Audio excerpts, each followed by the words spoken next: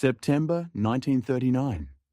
Britain declares war on Nazi Germany, and the Royal Artillery rolls into position with a field gun that first saw service during the Boer War era.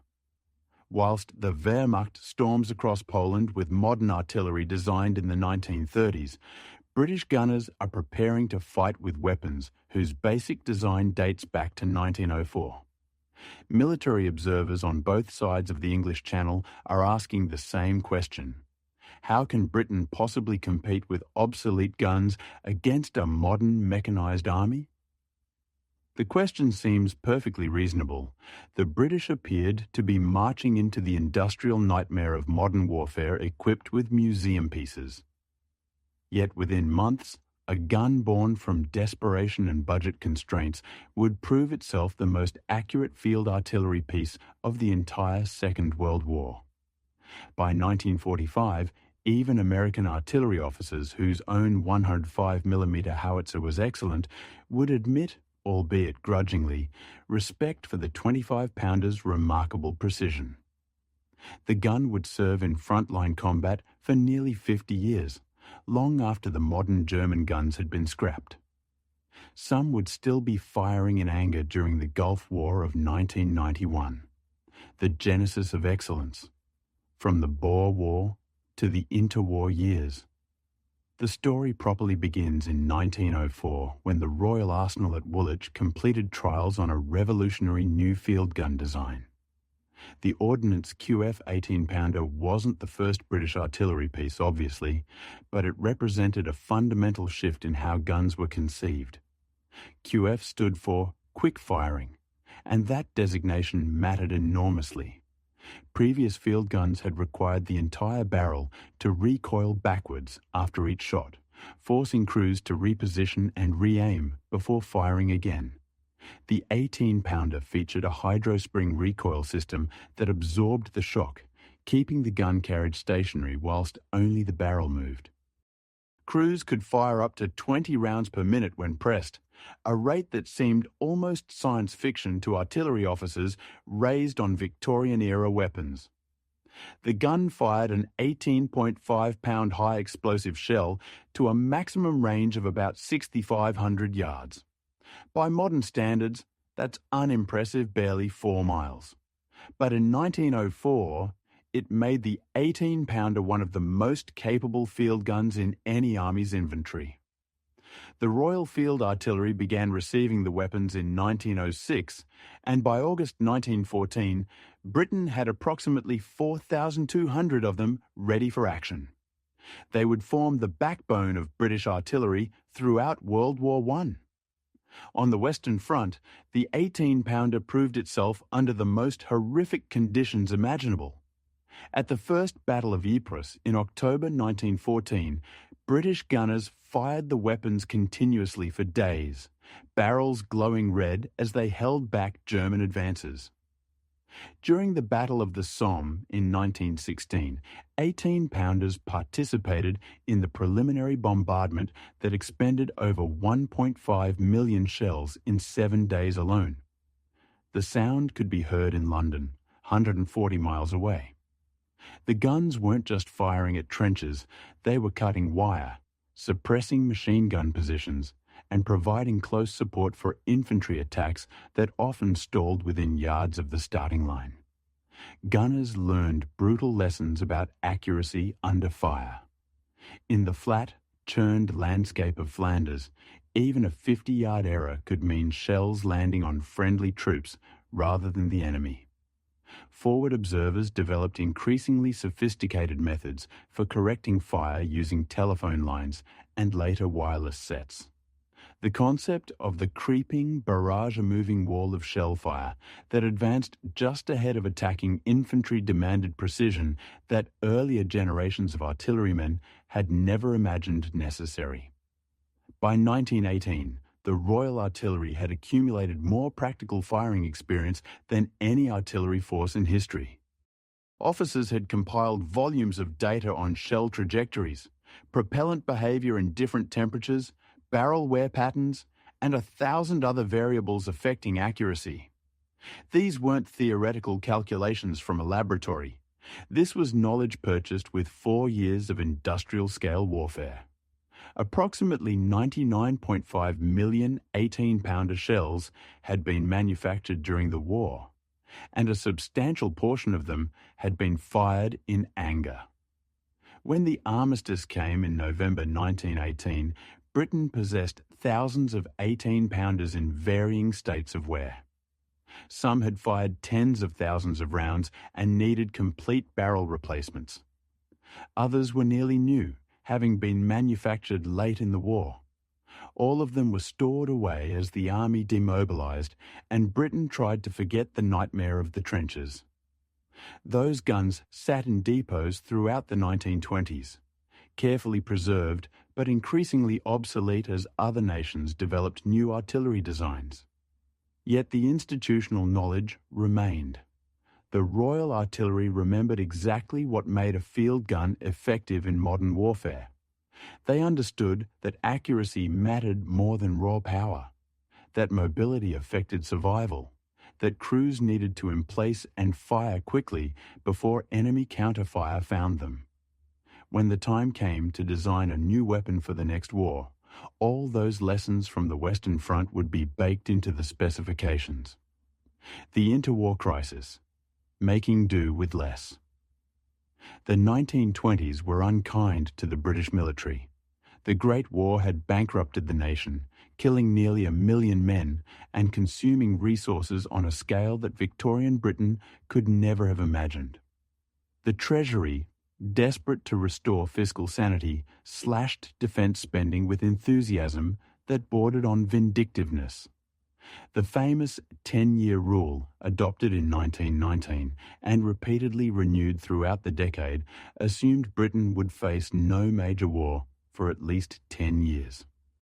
This convenient fiction allowed politicians to justify keeping the army on a starvation budget, whilst the Royal Navy and the fledgling Royal Air Force competed for scraps. For the Royal Artillery, the implications were stark. Germany, despite losing the war, was already thinking about next-generation weapons. France was developing new artillery designs. Even Poland and Czechoslovakia were investing in modern guns. Britain, meanwhile, couldn't afford to replace the thousands of 18-pounders sitting in storage. The weapons were wearing out.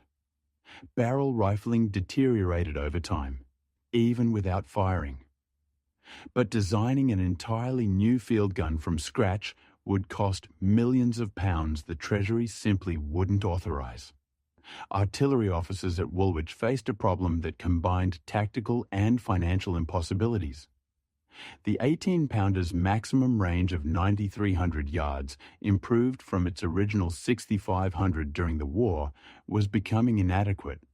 Modern armies were more mobile, fighting at greater distances.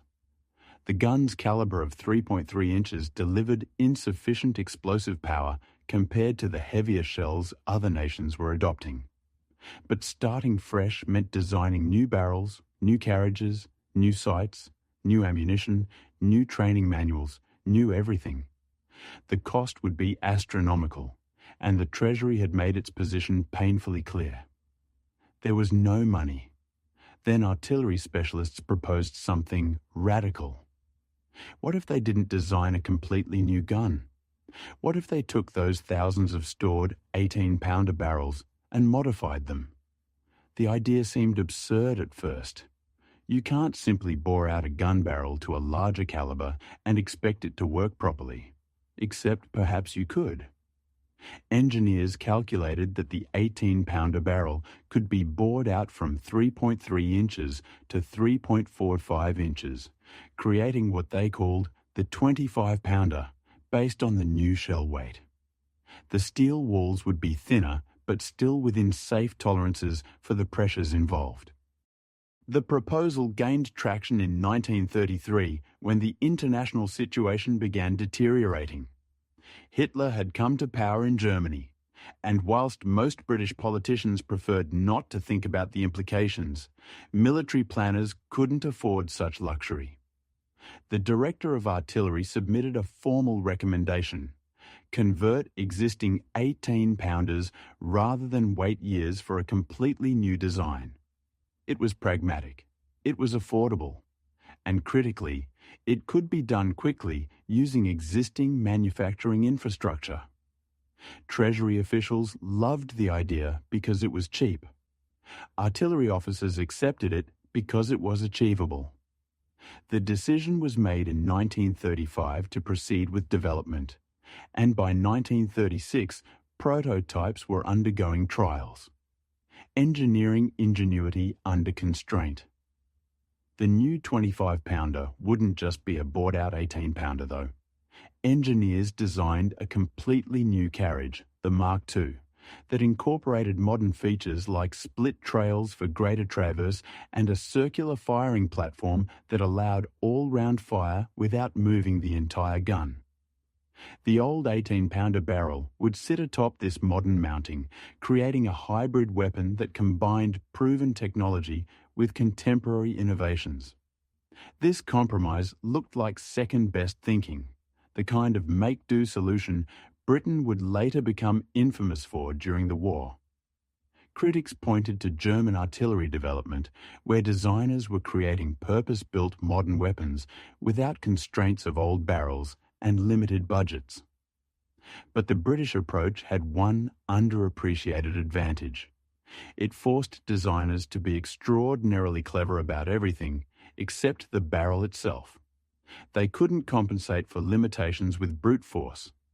They had to engineer precision into every component. The engineering challenge was more complex than simply drilling out old barrels. Each 18-pound barrel had to be inspected, measured, and assessed for wear patterns. Some had fired so many rounds that the rifling was nearly smooth. These went to the scrap heap. Others showed acceptable wear and could be machined to the new 3.45-inch caliber. The boring process required extreme precision. Even a deviation of a few thousandths of an inch would affect accuracy and could cause dangerous pressure variations when firing. The new shell was a compromise in itself. At 25 pounds, it sat between the old 18-pounder and the heavier shells fired by howitzers. British ordnance designers settled on an 87.6mm diameter, which gave them flexibility in propellant loads. The shell could be fired with different charge configurations. Charge 1 for close-range work at lower velocities, Charge 2 for medium ranges, Charge 3 for longer ranges at 1,450 feet per second, producing an 11,825 25-yard range, and a later supercharge for maximum range of 13,400 yards with a muzzle velocity of 1,700 feet per second. This variable charge system, adapted from howitzer practice, gave the 25-pounder unusual versatility. A single gun could provide both the flat trajectory direct fire of a traditional field gun and the high-angle plunging fire of a howitzer. No other gun of the period offered this flexibility. The Mark II carriage, revolution through necessity. The carriage design represented the most significant innovation. The Mark II carriage featured split trails that opened in a V-shape, creating a stable firing platform. Between the trails, engineers mounted a circular base plate that the gun could traverse through 360 degrees. This meant crews could engage targets in any direction without manhandling the entire weapon around. A feature that would prove absolutely invaluable in the fluid, mechanized warfare of the Second World War. German and American guns of the period typically offered 45 to 60 degrees of traverse. The 25-pounder could spin completely round if needed. This all-round traverse capability later became legendary among crews who'd experienced German counterfire. Gunners could shift fire to a completely different direction without moving the whole gun, often saving lives by enabling rapid relocation before enemy mortars and artillery found their position. The muzzle brake was another critical addition. This device, fitted to the end of the barrel, redirected propellant gases backwards and sideways, countering some of the recoil force. It allowed the lighter 25-pounder carriage to handle the increased pressures of the larger shell without the entire weapon bucking violently backwards. Muzzle brakes weren't new technology. Various armies had experimented with them for decades, but the British design was particularly effective, reducing felt recoil by approximately 30%. Sighting systems received equal attention. The Mark II sight incorporated improvements based on 2 decades of artillery experience. It featured graduated scales for range and deflection, built-in spirit levels for ensuring the gun was level before firing, and adjustments for wind drift, air temperature, and even propellant temperature. These variables mattered enormously at longer ranges. A 25-pounder firing at maximum range with Charge 3 would see its shells affected by even modest crosswinds. The sight compensated for this, allowing gunners to dial in corrections based on forward observer reports. Assembly began in 1938 at Royal Ordnance factories across Britain. The conversion process was methodical. Strip the 18-pounder barrel from its old carriage, transport it to the boring facility, machine it to the new caliber, rifle it to the updated pattern, proof test it by firing high-pressure test rounds, then mount it on the new Mark II carriage. Each converted gun underwent final trials before acceptance into service.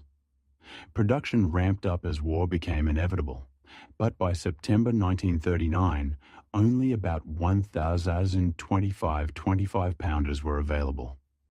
The Army needed thousands more. Manufacturing accelerated dramatically once war began. Royal Ordnance Factory Nottingham became the primary production site, eventually producing several thousand carriages.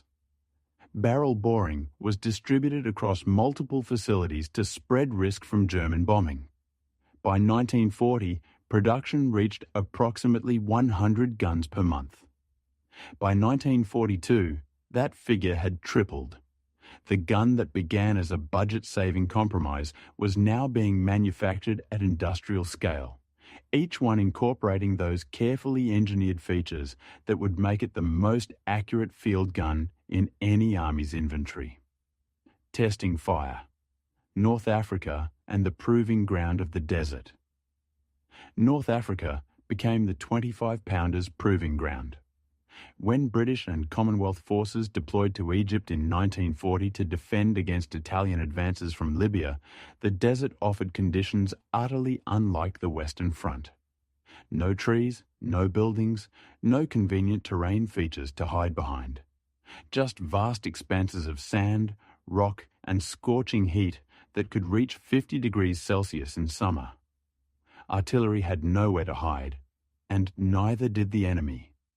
Battles became contests of maneuver and accurate fire, exactly the environment where the 25-pounders' advantages would shine.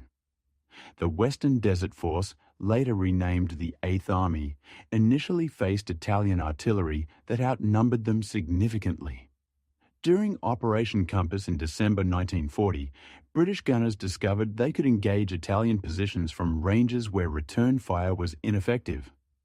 The 25-pounders' maximum range of 3,400 yards gave British forces a crucial standoff advantage. At the Battle of Sidi Barrani, Royal Artillery batteries systematically destroyed Italian gun positions, firing from positions the Italians couldn't reach. The accuracy was remarkable. Observers reported 25-pounders hitting target zones consistently within 50 yards at ranges exceeding 10,000 yards. Then Rommel arrived in February 1941 with the Africa Corps, and everything changed. German artillery doctrine emphasized aggressive counter-battery fire, locate enemy guns and destroy them quickly. Rommel's gunners were professional, experienced, and equipped with capable weapons like the 105mm Luento howitzer. The Desert War became a deadly chess match where artillery batteries had to fire then relocate before German spotters could direct counter-battery fire onto their positions. The 25-pounders' all-round traverse proved invaluable here. Crews could in-place fire in multiple directions as targets presented themselves, then limber up and move within minutes. At the Siege of Tobruk beginning April 1941, Australian and British gunners used 25-pounders in both defensive and counter-battery roles. The garrison held approximately 72 25-pounders, and they fired constantly throughout the 240-day siege. German forces tried repeatedly to break through the perimeter, and each time accurately placed 25-pound fire broke up the attacks. Rommel himself noted in his diary the effectiveness of British artillery, commenting that it was impossible to concentrate forces for an attack without being subjected to immediate and accurate shell fire. The gun's accuracy stemmed partly from its sophisticated fire control system.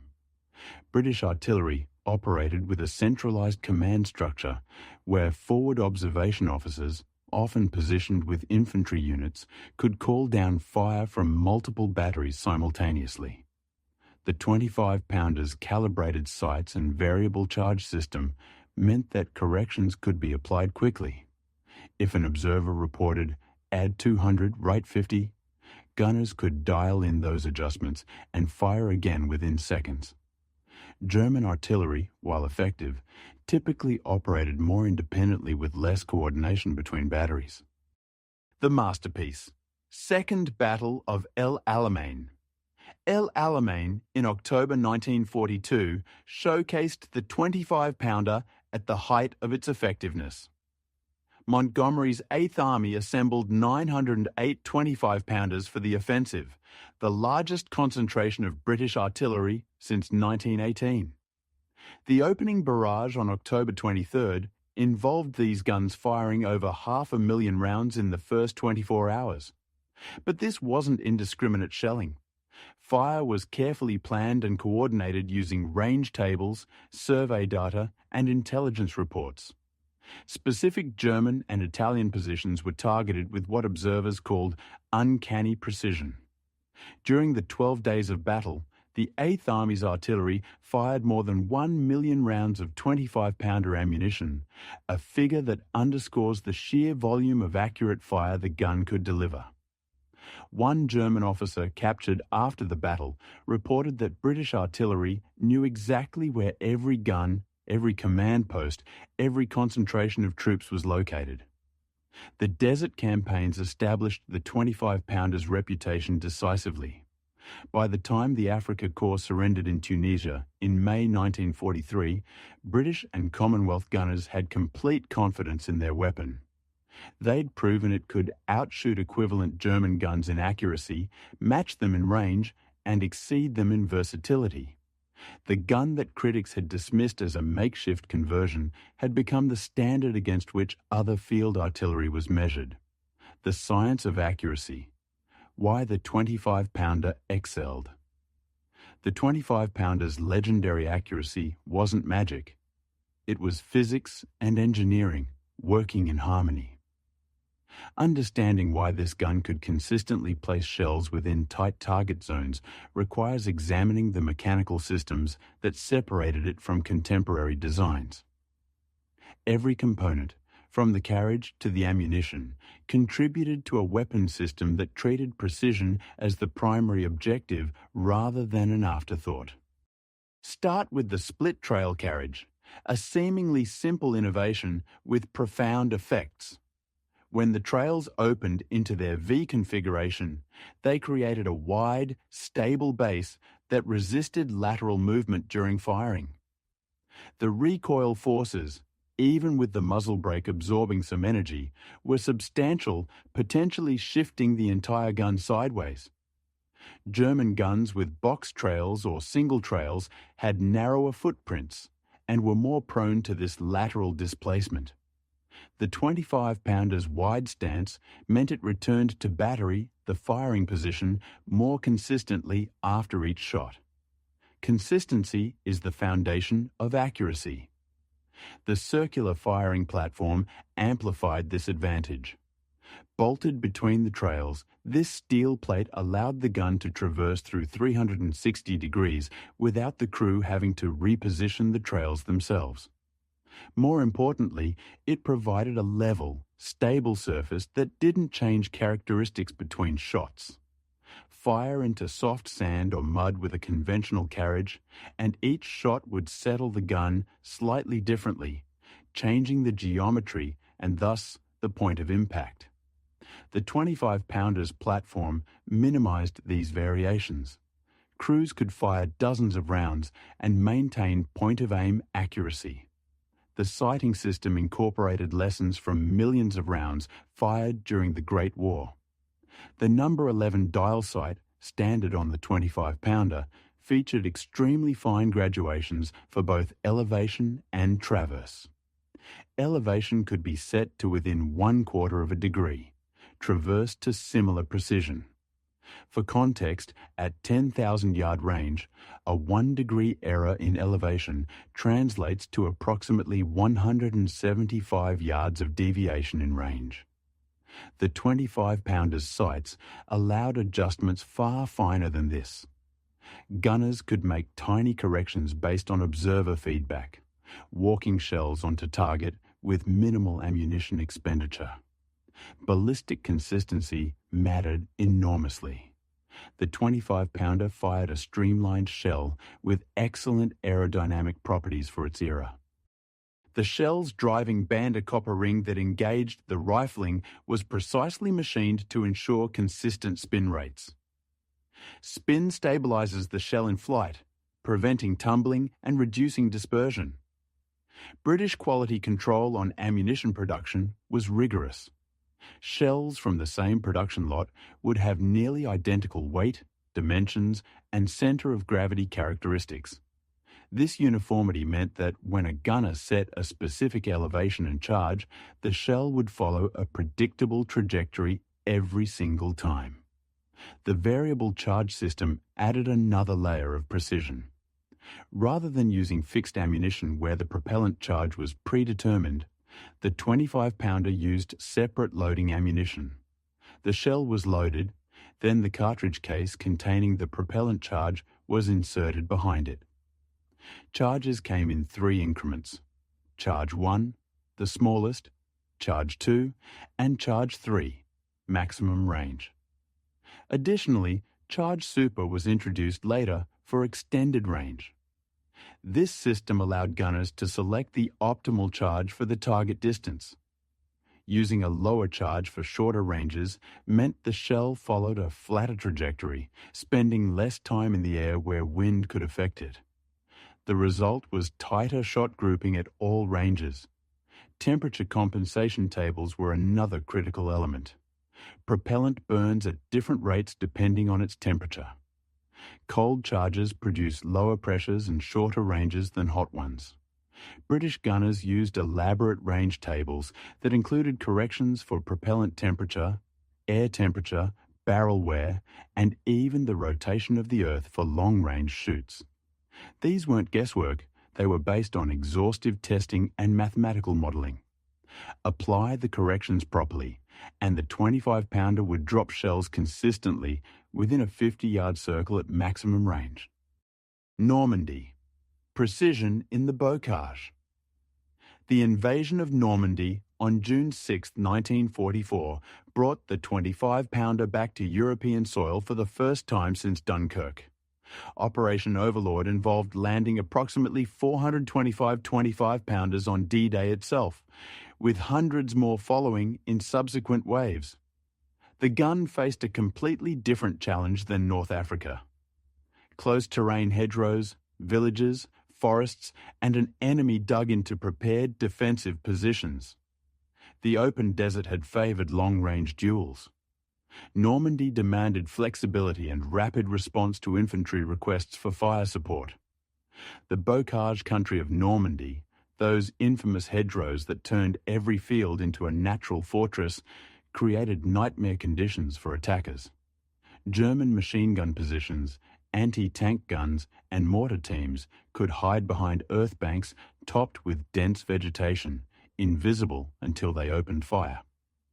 Infantry couldn't advance without suppressing these positions, but locating them precisely was difficult. The 25-pounder proved ideal for this work. forward observation officers accompanied infantry units, and when a German position revealed itself, the FOU could call down fire within minutes. The gun's accuracy meant shells could land within yards of British troops without endangering them. Operation Goodwood in July 1944 demonstrated coordinated artillery fire on a scale not seen since 1918. Montgomery's attempt to break out from the Caen bridgehead involved 720 25-pounders firing a preliminary bombardment onto German positions. The barrage lasted 3 hours and expended over 200,000 shells. Unlike the indiscriminate area bombardments of the Great War, this was targeted fire based on aerial reconnaissance and intelligence reports. Specific German strongpoints, headquarters, and artillery positions were engaged. Post-battle assessments showed the bombardment had been devastatingly effective. Entire German units were rendered combat ineffective before British tanks even began their advance. The adaptability of the 25-pounder became increasingly apparent as the campaign progressed. During street fighting in Caen, gunners fired at extremely short ranges, sometimes under 2,000 yards, using Charge 1 to drop shells precisely onto German-held buildings. In the breakout from Falaise in August, the same guns engaged retreating German columns at maximum range.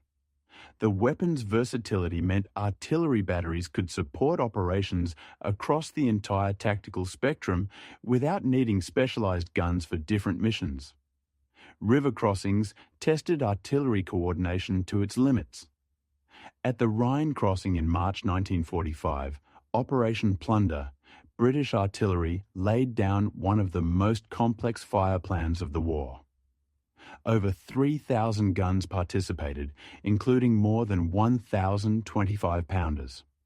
The barrage involved timed concentrations on specific targets, smoke screens to blind German observers, and creeping barrages to protect advancing infantry.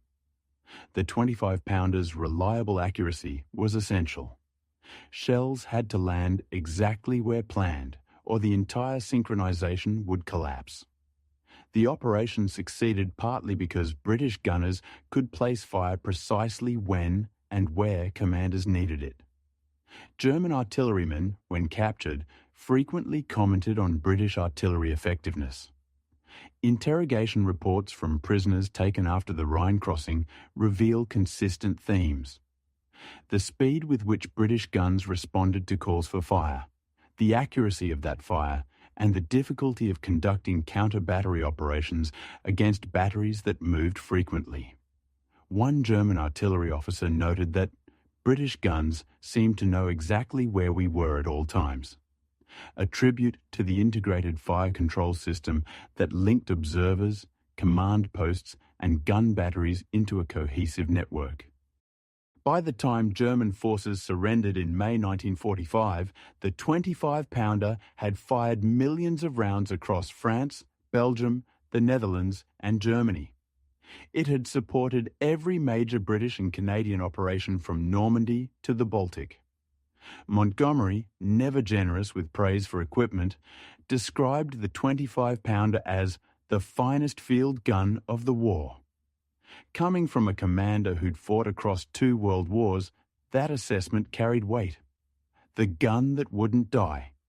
Decades of service victory in Europe didn't retire the 25-pounder. It began the gun's second career. Within months of Germany's surrender, British and Commonwealth forces were redeploying to conflicts across the globe, and the 25-pounder went with them. The weapon that had proven itself in European and North African warfare would spend the next 5 decades in continuous service, firing in anger on every inhabited continent except South America. Korea provided the gun's next major test.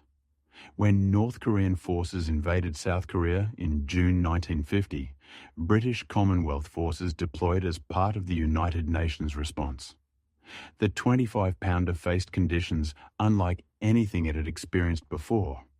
Korean winters where temperatures dropped to -30 degrees Celsius, mountainous terrain that limited mobility, and an enemy equipped with Soviet artillery doctrine and weapons.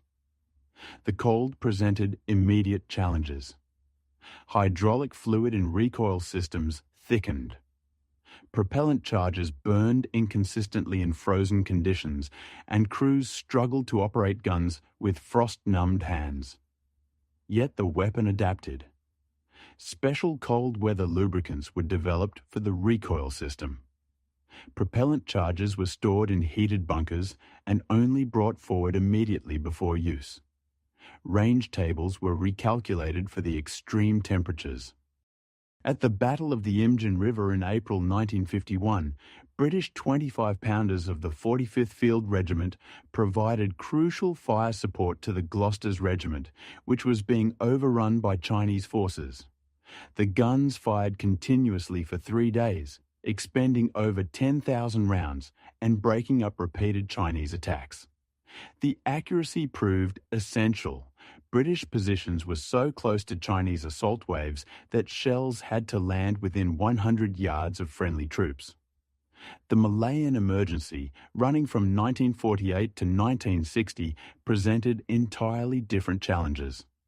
Fighting communist insurgents in dense jungle required artillery to support infantry patrols in terrain where visibility extended barely 20 yards. The 25-pounder operated in fire bases cut from the jungle, providing on-call fire support to patrols that might suddenly contact enemy positions. The gun's rapid deployment capability was crucial. Crews could emplace, fire a fire mission, and relocate within 15 minutes essential in an environment where insurgents would attack isolated positions. Suez in 1956 saw 25-pounders supporting British and French forces during the ill-fated attempt to seize the Suez Canal. During the parachute assault on Port Said, 25-pounders were airdropped, airdropped in specially designed containers, then assembled and firing within hours of landing.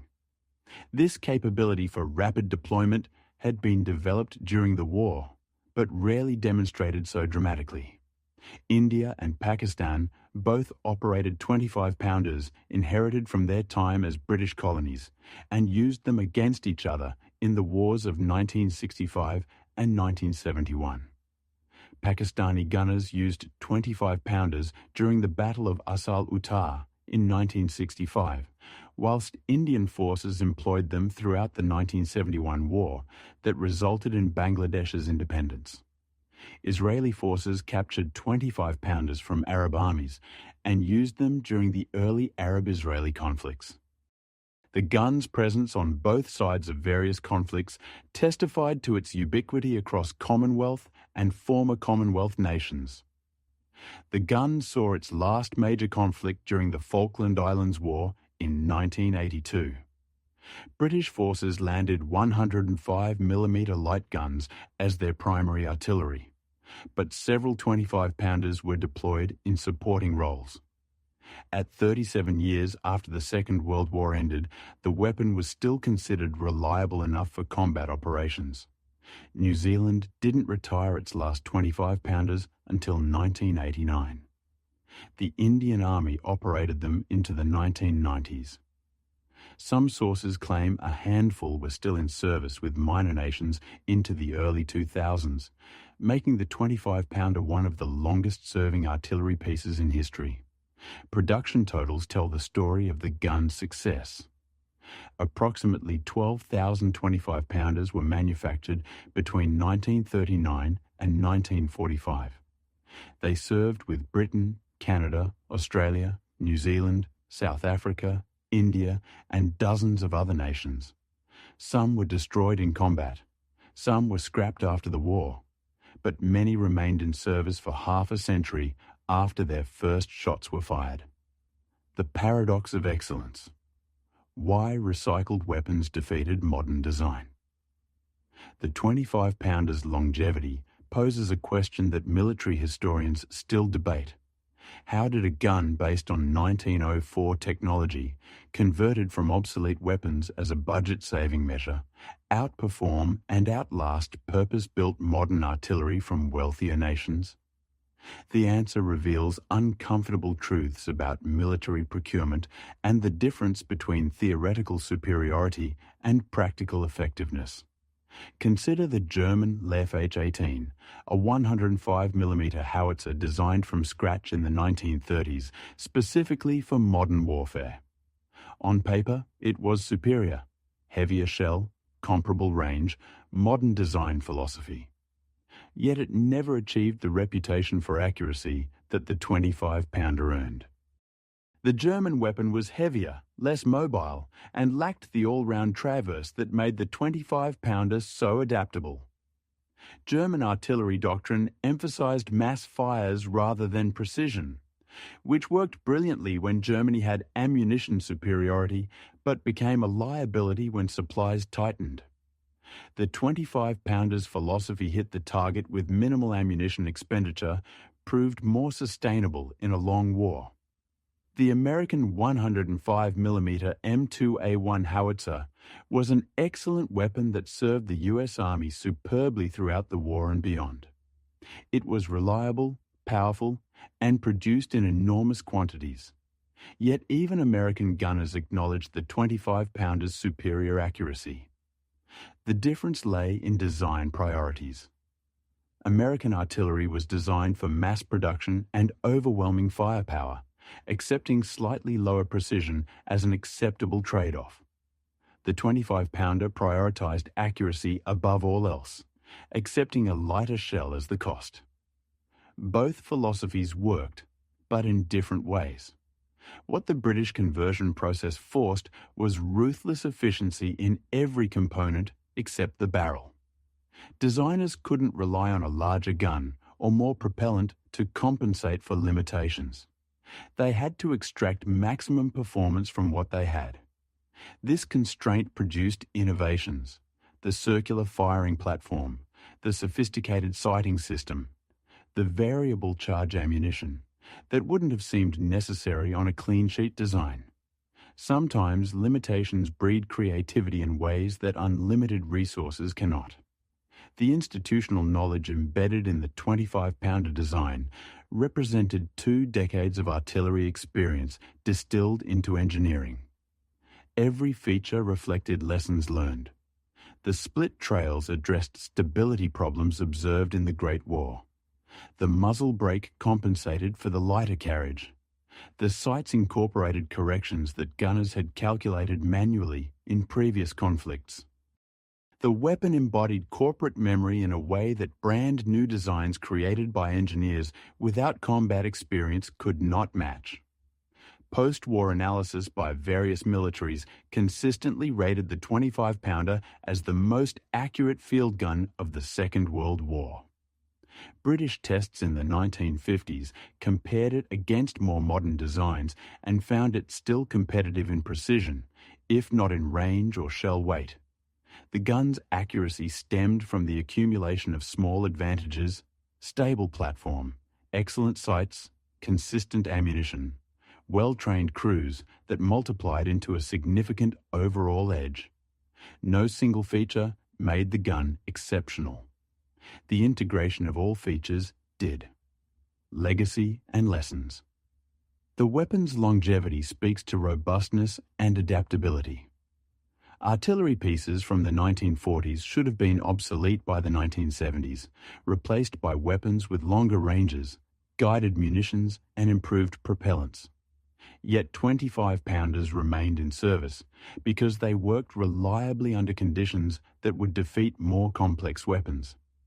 Simplicity, when combined with precision engineering, creates durability that sophistication often cannot match.